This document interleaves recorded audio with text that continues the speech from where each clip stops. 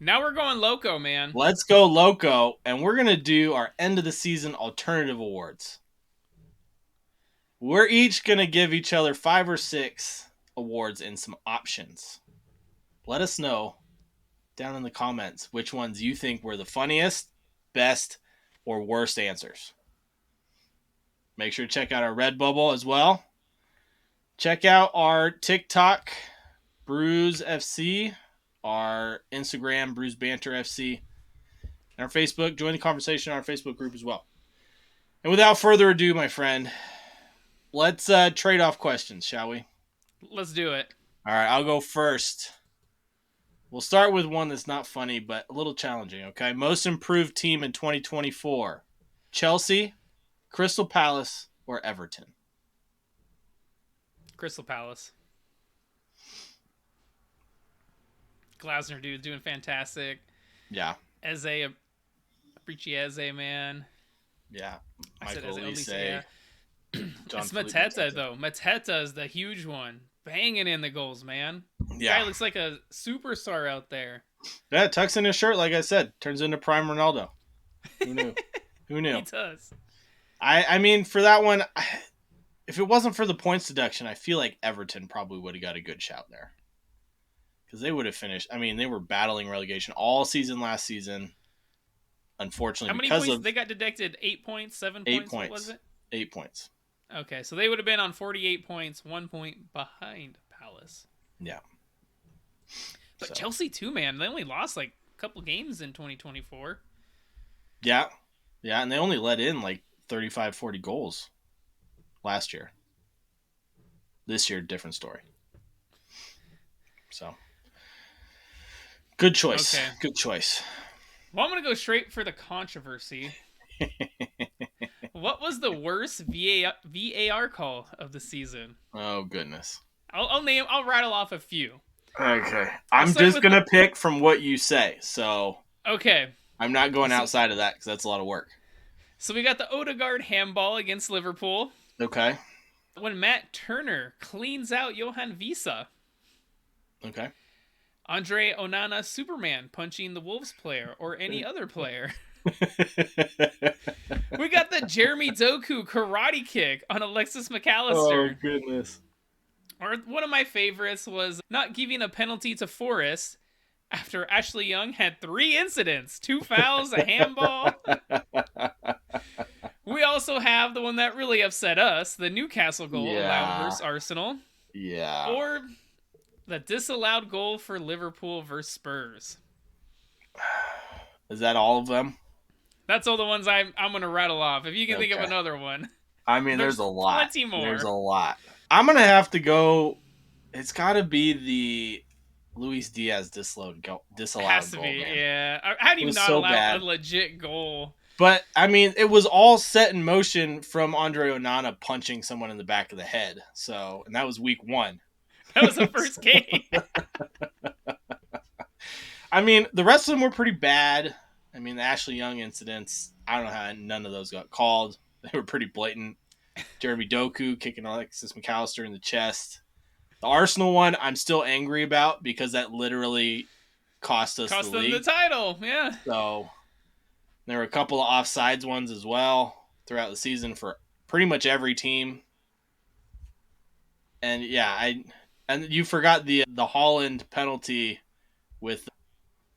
Oh yeah, that one was pretty bad. That was really bad. So there was also that one against Wolves, that penalty that was given for Newcastle against Wolves. So that was another bad one. Yeah. Yeah, is that Huang Hee-chan as well? It might have been, but like I said, man, I just rattled off a few. There was a lot. There's a lot. I was gonna go with Luis Diaz's disallowed goal, anyways, because it was really bad. And it at the end of the season pretty much knocked Liverpool out of the title race. So that was at the very beginning. I know, but towards the end, I mean, they would have been 2 points, 3 points closer. Potentially. Potentially. Anyways, yeah, potentially. Okay, Targo, you're going to do the funny. I guess I'll do the funny. We'll go with highest defensive line award. You got Manchester City, who seemed to play with one defender at midway. There's You only one Aston right answer Villa to and this. you got Tottenham Hotspur. It has to be Tottenham, man. Specifically when they play Chelsea. They were down a man, and they're like right there at the halfway line. And Oh, that was what so was that? bad. 5 goals? Yeah, making Nico Jackson look good. Yeah. Yeah, it was bad. Okay. Well, this one's kind of a two-parter. Okay. I want to know what is the best jersey this season and what is the worst jersey you saw this season in the Premier League. So I'll go with the best jerseys. Some of the ones I liked. I really liked the Man United, the white third kit, the white one. The white one, yeah. The Crystal Palace third kit, the black. Obviously, I love the Arsenal home kit. Man City's away in third kit. Theirs was white, and then they had the blue one with kind of like the lightning. The lightning bolts, yeah. West Ham's home kit I thought was class with the little, you could see the bubbles. And I also really liked Newcastle's third kit, kind of that dark blue.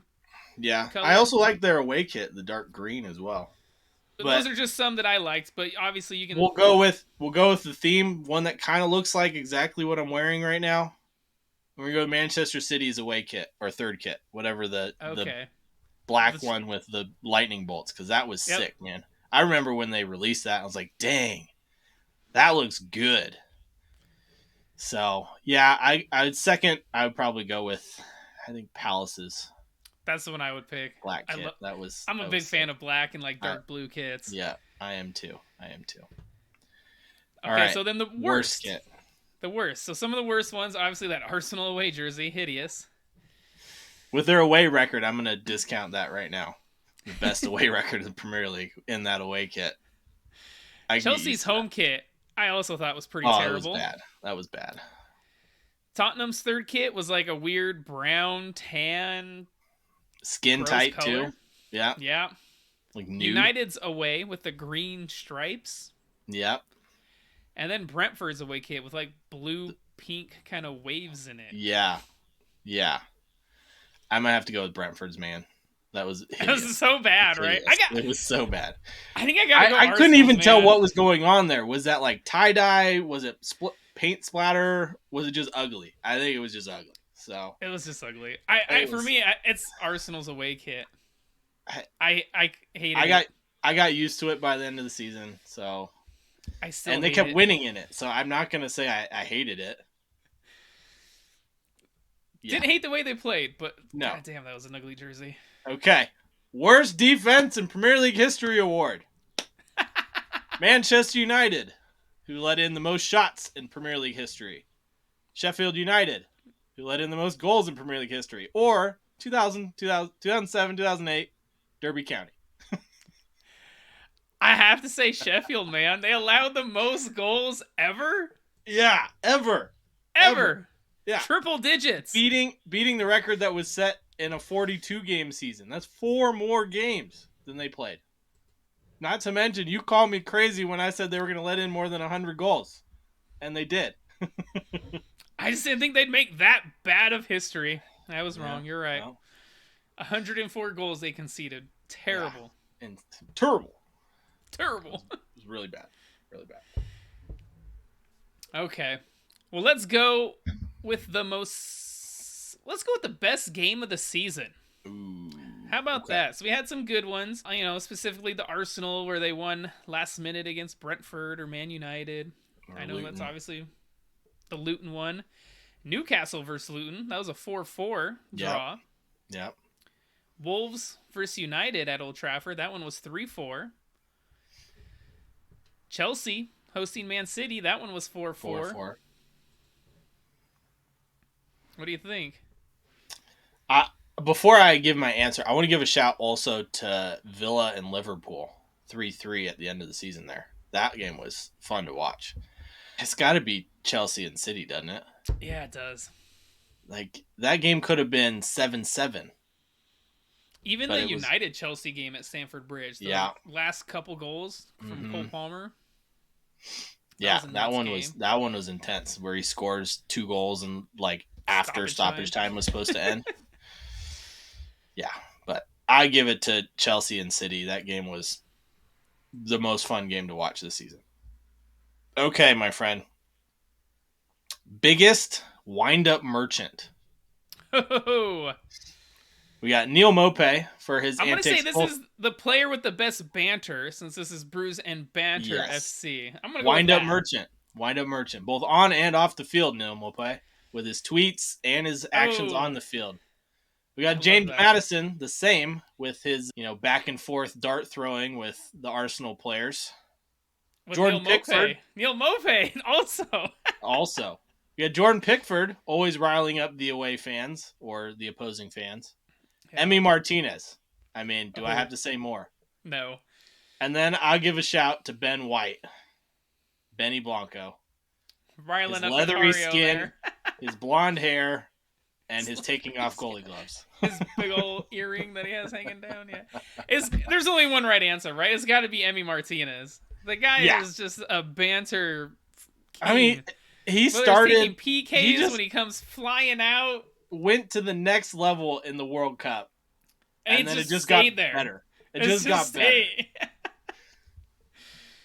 So, I got to give it to Emi Martinez on that one. Neil Maupay probably close second. Yeah. The best was when they were together when Aston Villa played Brentford.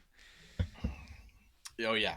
Peak. And when Neil Maupay went to get the ball out of his hands and Emi Martinez just literally like flops to the ground. Peak banter, yes. Okay. What about you? Who would you pick? Would you pick Emi, I'm guessing? Oh, yeah. It's close, though. Between him and Neil Maupay. I mean, they're both Neil Maupay's tweets after, where like he'll tweet something like, not even I would do. I can't remember what it was. And he does it to other people's games, too. So yeah, it's great. It is great. All right. Here's a fun one. Who is the most underrated player of this season? Oh, okay. I'll name a few. I feel like Leandro Trossard may have gotten a little bit of love, but also underrated. 12 goals. 17 in all competitions, yeah. 12 goals, 1 assist, and 34 appearances in the Premier League. Pascal Gross. Yeah. Although he was hurt for most of the season, but 4 goals, 10 assists, and 36 appearances. Brian Mbeumo from Brentford, 9 goals, 6 assists, and 29 appearances. Or honestly, just throwing a Johan Visa in there too. Yeah, I was gonna say. Bailey. Yeah, Leon Bailey, especially James the second half of the Tarkowski. season. Ooh. Yeah. This is tough, man. So there's so many more. There's a lot more. Like, again, if you have another one you want to rattle off, go ahead. I just put a few out there to... I don't know. Which Villa midfielder do I go with? Or which Villa player do I go with? I don't know. You could do that, like the whole squad. Yeah, I'm going to have to go with Johan Visa, though. Johan Visa, huh? Yeah. I mean, he single-handedly, some of those matches, took Brentford on his back and got them points. He had 12 goals and 3 assists in 34 appearances. So. Yeah. Pretty good, especially for being out for a long stretch as well. Brian Mbeumo as well. It's a good shout. And then James Tarkowski. That's what I'm giving it to, man. What a wall he is. Tarkowski. I feel like Pickford and Braithwaite got all the love, and Tarkowski's over there. Well, it's because it's what we expect from him, right? That's what we expect. Maybe not that many clean sheets, but still. All right. Let's get into hottest pundit take. Ooh, you have to remind me. These are the 3 most controversial quotes I have seen in the Premier League this season. If you think of any more, let me know. We got billion-dollar bottle jobs by Gary Neville. That was a good one. Erling Haaland is a League 2 striker by Roy Keane. I do remember that one. And then Jamie Carragher with probably your favorite quote. Virgil van Dijk is the greatest defender in the history of the Premier League. No, I think, honestly, it was the comments Carragher made about Odegaard taking the pictures. Oh, yeah. Not allowing them to celebrate. Yeah, the over-celebration nonsense. Forgets that Kevin De Bruyne did that last season.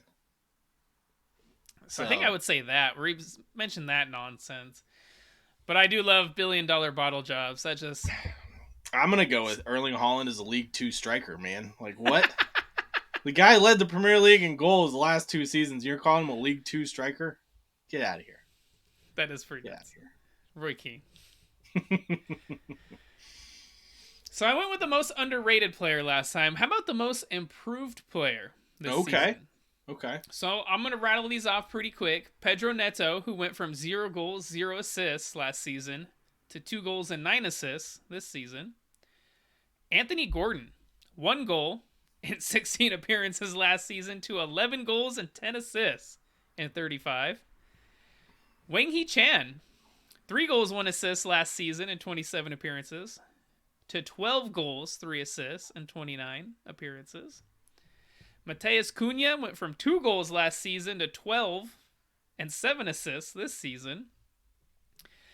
I have to throw this out there, even though I know you're not going to pick it. Chris Wood went from 1 goal last season to 14 goals and 1 assist this season. Yeah, Dominic you're right. Dominic Solanke, man. I know. Yeah. Dominic Solanke, 6 goals and 7 assists last season to 19 goals and 3 assists.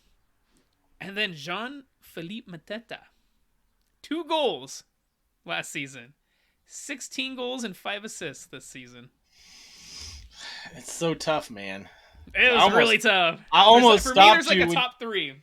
When me, you there's said a top 3. When you said Dominic Solanke, I almost just stopped you. Like, stop there. But Mateta, man, his second half of the season was so good. So good. So, top 3, just because of how bad Dominic Solanke was last season, I got to go with him this season. Mateta in second, Anthony Gordon in third. Those because are my top I remember 3 end of last season, you and I were saying how bad Anthony Gordon was. I might put Anthony Gordon first. Yeah, he is lightning, man. Also from the eye test, watching him play, like he just creates so much and causes so much havoc for defenses. He does. All right, my friend, my last question. Okay. And this is probably going to be your favorite topic because I know how much you hate, well, what do we call shit? Tottenham. Best Spurs press conference line. We'll start with Antonio Conte. Tottenham's story is this: 20 years, never won something. They don't play for something important. Jose Mourinho. That's a good one. The only club in my career I feel nothing for. And this season, Big Ange. This club is built on fragile foundations. So it's Jose, man. It has to be Jose. The only club I feel nothing for. Right? That is such a burn. Oh my god. I know, and that's while he's coaching Roma too. It's not even like while he's coaching Tottenham or right afterwards. It's like halfway through the season for Roma. So I feel nothing. I feel nothing for Daniel Levy and his club. Oh my gosh, hilarious. Yeah. Mine's not that funny. Should have ended with yours. Mine is, what is your favorite single moment from this season? Oh. So some reminders: Declan Rice's last-minute winner against United, Kai Havertz versus Brentford or Luton, yeah. That Spurs-Chelsea game where Spurs, again, that high line. And they got ran over. Yeah. That Klopp-Salah spat on the sideline. That was pretty good, too. The Sheffield United fight. Or Forrest calling the VAR a Luton fan. Yeah. There's a lot of moments this season. Or Mikel Arteta calling VAR an absolute disgrace. It's a disgrace, yeah. It's a disgrace. Disgracia. And then they're afterwards, what they said, what was it? That it was a word in Spanish? No, he said disgrace, man. He said disgrace. This is so hard, man, because obviously I'm going to pick an Arsenal moment. Right? Because I figured that's why I threw a couple in there to remind you, but yeah, there were some other good ones. And I want to pick Declan Rice against Luton. I want to pick Kai Havertz against Brentford because that one, I went nuts when that happened. But it's got to be Declan Rice scoring his first goal for Arsenal as a game winner against Manchester United. It's got to be. At the Emirates. We went nuts. We went nuts when that happened. We were watching that together. You're not wrong. I remember that now. We were. That was a good moment. That was a good moment. How about you? It might be that one. I also loved that Sheffield fight, man. I haven't seen anything like that was so funny. Haven't seen anything like that since that Newcastle fight with who was it, Lee Boyer and shit, I can't remember his name. Yeah, that one was bad too, but I don't know. Even that Garnacho goal, that was a great moment. Like that was. That went in, I was just jaw dropped to the floor. Yeah. I mean, Spurs getting thumped by Chelsea 5-0 is pretty good too. But I don't know. What do you guys think? Let us know. Comment below. Make sure you're hitting that subscribe notification bell. Make sure to give us 5 stars on all podcast platforms. Check out our Redbubble, guys. We got stickers, shirts, hats, mugs, you name it. Got it on there. All with Brews and Banter on it. Don't forget to check out Acorn Hills and their new summer line. Coming to you soon. Make sure you check out our Instagram, Brews Banter FC, our TikTok, Brews FC, our Facebook, and our Facebook group. Till next time, my friends, we love you. Thank you so much for supporting us. Cheers. Cheers. Today's episode is brought to you by Acorn Hills Clothing Company. Sustainable clothing, biodegradable packaging, tree planted for every purchase, and a percentage of their sales donated to charities. Yeah, and that's not even the best part.